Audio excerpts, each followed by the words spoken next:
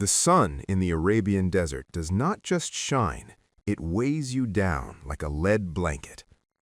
It is March 624 AD. 313 men are walking into the heart of the heat. They're not looking for a war, they are looking for a paycheck. Abu Sufyan is leading a massive trade caravan back to Mecca. It is filled with gold, leather, and spices, money that was stolen from the very men now walking through the sand. The plan was simple: intercept the caravan, take back what was theirs, go home. Look at these men for a second. They have 2 horses, only 2. Most of them are sharing camels, taking turns to walk in the burning dust. Their swords are rusted. Some do not even have blades, just sharpened sticks and stones. They are fathers, brothers, and shopkeepers. They're not an army, but they believed this would be easy. Then the scouts return.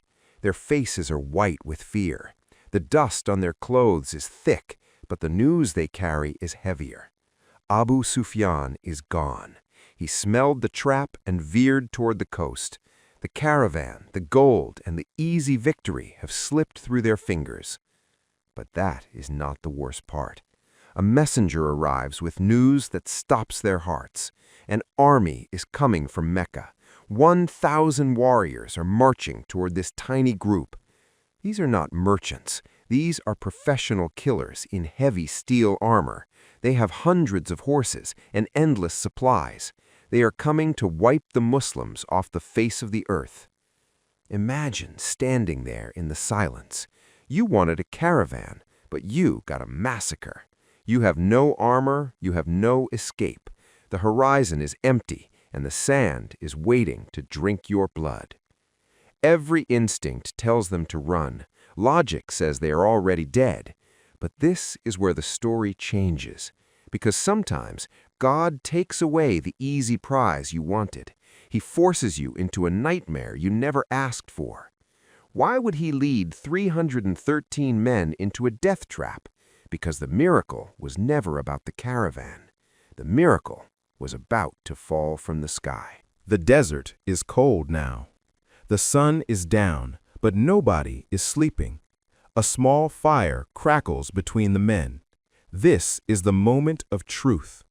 Prophet Muhammad stands before them.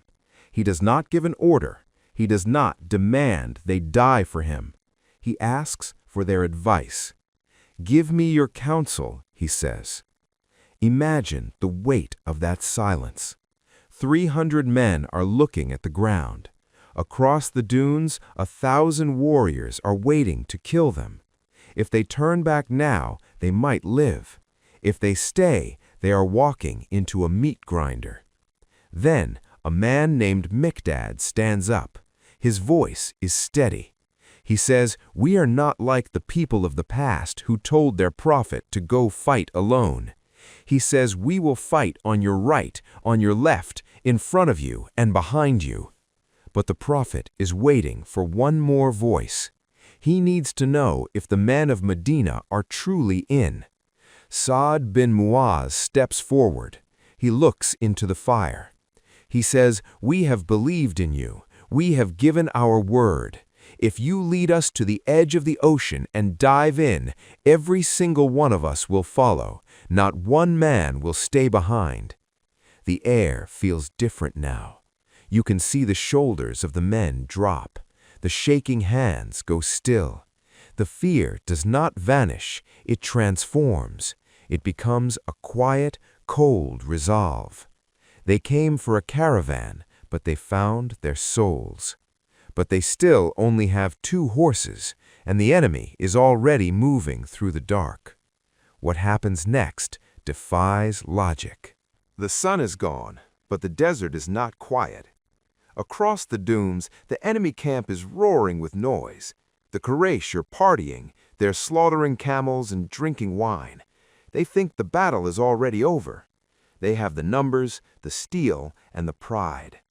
But a few miles away, the 313 are facing a different reality. Usually, the night before a battle is a nightmare. Your heart hammers against your ribs. Your mind plays movies of your own death. You expect these men to be trembling. Instead, something impossible happens. A heavy, unnatural sleep falls over the Muslim camp. One by one, their heads drop to their chests. Their swords slip from their hands into the sand. This is not exhaustion. It is a gift from the unseen. In the middle of a death trap, they are breathing like infants. God is washing the fear out of their hearts while they dream. Then the sky breaks open. Rain in the desert is rare, but this storm is strange. It hits both camps, but it does two different things. In the enemy camp, the ground turns into a swamp. The heavy horses slip in the black mud. The steel armor of the warriors becomes a weight that drags them down. But look at the other side. Under the feet of the Muslims, the loose sliding sand becomes firm. The water packs the earth tight. Suddenly, they have a floor to stand on. They have water to drink and wash away the dust of the journey. Inside a small tent made of palm branches, one man is not sleeping. Prophet Muhammad is on his knees. His hands are stretched so high, his cloak falls off his shoulders. He is weeping. His beard is soaked with tears. He is begging God for the lives of the men sleeping outside. He says, if this small group is destroyed today, there will be no one left to worship you on this earth. Imagine the pressure of that moment. The entire future of a faith is resting on the tears of one man in the dark. Abu Bakr sees him and tries to comfort him. He says, enough, God will fulfill his promise.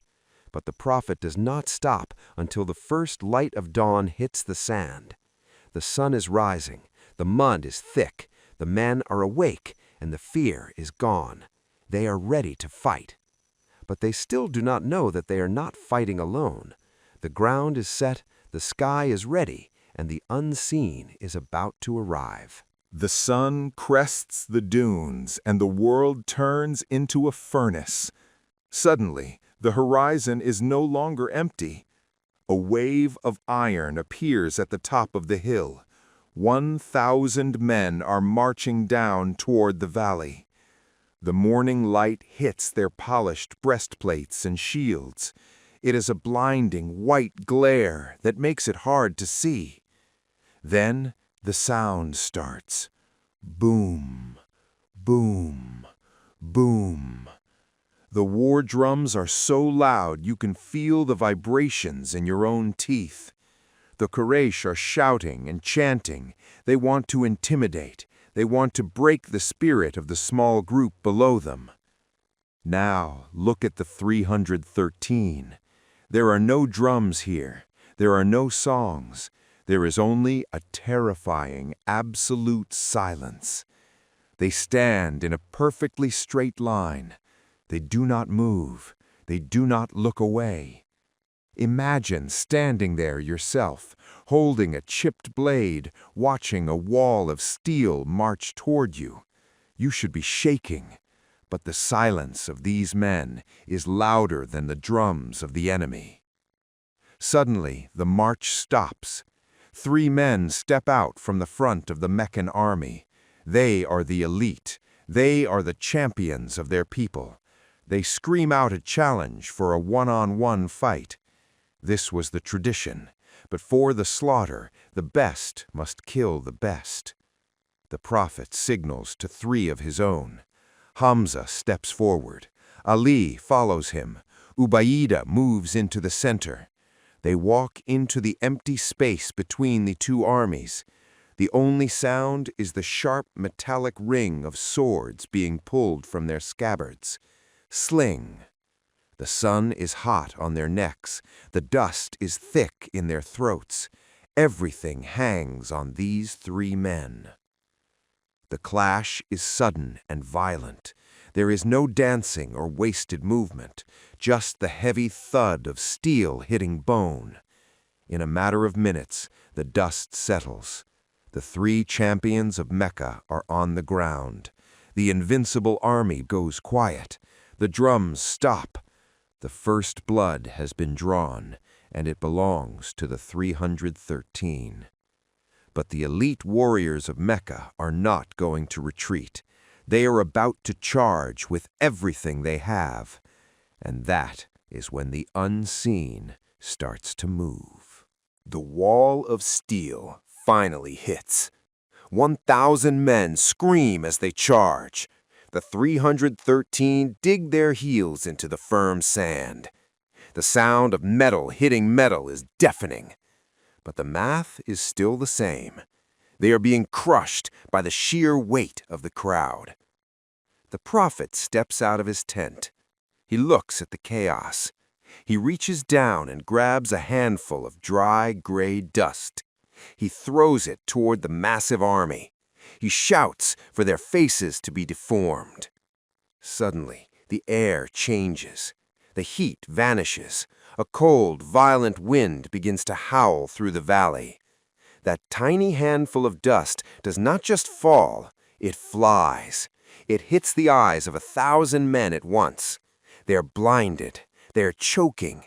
But that is only the beginning. Listen closely. Above the wind, there is a new sound. It is the sound of thousands of horses galloping. But they are not on the ground. They are in the sky. The clouds break apart. Jibreel is here. 1,000 angels are descending into the blood and the dust. Now things get terrifying.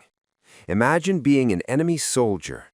You raise your sword to kill. Before your arm even moves, your head is gone. No human touched you. You did not even see the blade. Another warrior falls to the ground. His back is torn open by an invisible whip. The crack of those whips echoes like thunder across the desert. The Quraysh are not fighting men anymore. They are fighting the unseen. Have you ever felt like the world was closing in on you? Like there was absolutely no way out? The 313 stood their ground until they had nothing left. And that is exactly when the gates of heaven opened. When you give everything you have, the unseen finishes the job. The tide has turned. The invincible army is now running for their lives. The screaming stops. One moment the valley was filled with the sound of steel and bone. The next, there is only the wind. The great army of the Quraysh is gone. They didn't just retreat, they broke. The pride of Mecca is scattered across the burning sand like broken glass.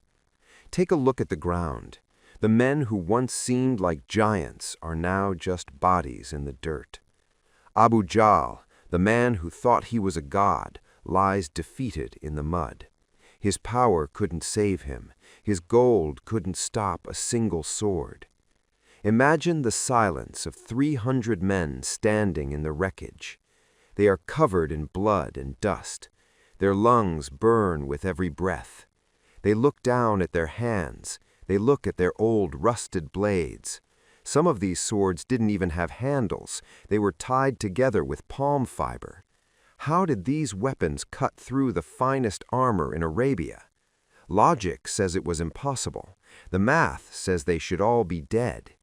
But they are still standing. They feel a strange weight in the air, a lingering chill in the middle of a desert heat wave. They realize something terrifying and beautiful at the same time. It wasn't their strength that won this day. It wasn't their skill or their strategy. If you were there, would you feel proud or would you feel small? The 313 men don't cheer. They don't boast. They stand in awe of the unseen. Victory wasn't a reward for their power. It was a gift they didn't earn. And the Valley of Badr will never be the same again.